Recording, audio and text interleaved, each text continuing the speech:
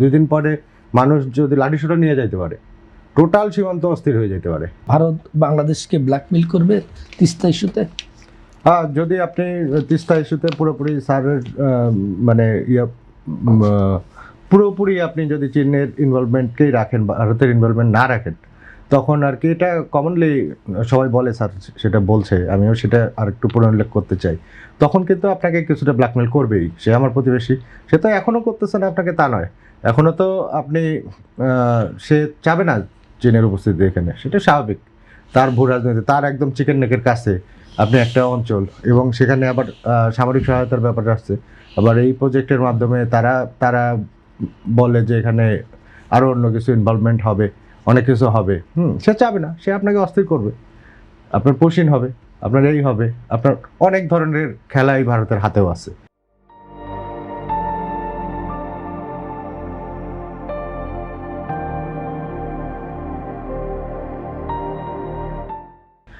যে এখন সে তখন আমরা আসলে আমরা কি একটা মানে দুইজনার যুদ্ধক্ষেত্রে পরিণত হব কি না, সেটাও একটু ভেবে দেখা দরকার। আবার হচ্ছে চীন আমাদের জন্য ভারতের সাথে এত বড় ইয়েতে যাবে কি না, পানি বন্ধ করার বা এরকম করার ইয়েতে, অন্যান্যগুলোতে, এবং যাওয়ার মতো পরিস্থিতি আসলেও আছে কিনা, সেগুলোও মনে হয় আমার একটু চিন্তা করা দরকার আছে। ভারতের অংশগ্রহণটা খানিকটা থাকাটা খারাপ না, তিস্তা প্রজেক্টে তারা থাকতে পারে, যে তারাও আছে, অন্যরাও আছে। চীন তো আপনাকে টাকা দিতে প্রস্তুত আছে। আপনি টাকার ব্যাপারটাই আপনি ইয়ে করতে পারেন। যেমন এর আগের লাস্ট আমরা যতদূর জানি আর কি, সেটা হচ্ছে যে গত 3টা সরকারই তো চীন সফর করছে। হচ্ছে মানে শেখ হাসিনাও লাস্ট সফরটা ছিল চীন সফর, এবং ওই সফরে তো ওনাকে তিস্তা প্রজেক্ট নিয়েই আলোচনা হয়েছে। ওই তিস্তা প্রজেক্ট নিয়ে উনি যখন ভারতের কথায় রাজি হন নাই, মানে ভারতের পরামর্শ অনুযায়ী উনি তখন চীনের সাথে রাজি হন নাই। আমরা কথিত আছে যে ওই সময় শি জিনপিং মিটিং থেকে উঠে চলে গেছেন, এবং শেখ হাসিনাকে তখন অপমানিত হয়ে তখন মানে সফর সংক্ষিপ্ত করে চলে আসতে হয়েছে আগের দিন।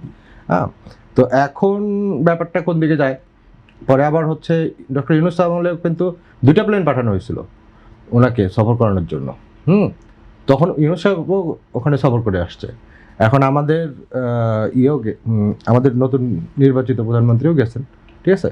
আমার ধারণা উনি বিনিয়োগের এবং চীনের টাকাটা হয়তো ওখানে ব্যাপার হবে। আর এইবার সম্ভবত একটা রোডম্যাপ করা হবে যে এটা রিভিজিট করবে তারা এসে তিস্তা, মানে এবার তিস্তার একটা ফ্রেমওয়ার্ক হবে, not an agreement or not MoU. যে একটা ফ্রেমওয়ার্ক চীনের সাথে আলোচনায়, যে তুমি আসো, আলোচনা করি। এবং অন্য পার্টনারশিপের কথাও মনে হয় সরকার চিন্তা করতেছে। কীরকম সেটি? যে শুধু চীন টাকা দিবে, আবার অন্যদেরও অংশগ্রহণ থাকবে, ভারত থাকবে, নিউট্রাল হচ্ছে ওয়ার্ল্ড ব্যাংকও থাকবে। ওই যে স্যার যেটা একটু আগে রেফার করলো, চিন্তা করতেছে যে একটা মানে 3 ডাইমেনশনাল একটা মডেলের প্রজেক্ট, অর্থাৎ ভারতকে দেখানো যে বাংলাদেশ চীনের পেটে নাই, না, ভারতকেও সাথে রাখা,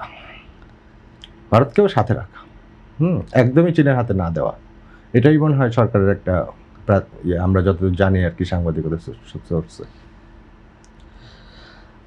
আমরা সেক্ষেত্রে স্যার বলছেন যে চীনের সঙ্গে যে নতুন যে আমাদের কূটনৈতিক সম্পর্ক, সেখানে শহীদুজ্জামান স্যার কিছু ভয়ের বিষয়ে উল্লেখ করেছেন। আপনার কাছে কি মনে হচ্ছে? ভয়ের বিষয় আছে তো, এই যে এটাই বললাম যে ভয়ের বিষয় আছে। আমরা অস্থিতিশীল হয়ে যেতে পারি, আমাদের হিলট্যাক্স অস্থিতিশীল হতে পারে, আমাদের এখন সবগুলো সীমান্ত অস্থিতিশীল। আপনি দেখেন, আপনি হচ্ছে ভারতের জনগণের সাথে বাংলাদেশের জনগণের ফাইট হওয়ার কথা, বিএসএফ বিজিবি না হয় একটা হয়, ইট মারতেছে, এক দেশের মানুষ আরেক দেশের মানুষকে ইট মারতেছে, এক দেশের মানুষ আরেক দেশের মানুষকে করতেছে। 2 দিন পরে মানুষ যদি লাঠিসোঁটা নিয়ে যাইতে পারে, টোটাল সীমান্ত অস্থির হয়ে যেতে পারে। দেখেন আপনি কয়েকদিন ধরে আবার একটা মন্দির ইস্যু চলে আসছে, আবার আমাদের একটা সাবেক ক্ষমতাচ্যুত পলাতক সরকারের লোকজন ওখানে আছে।